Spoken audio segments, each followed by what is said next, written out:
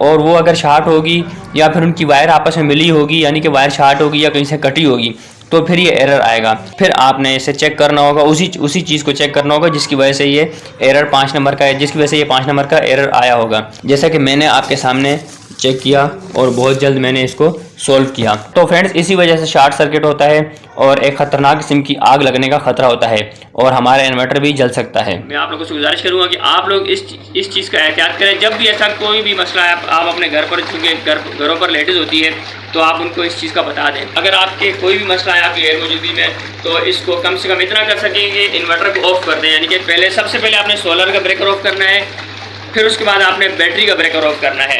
आपने सबसे पहले बैटरी का ब्रेकर ऑफ नहीं करना।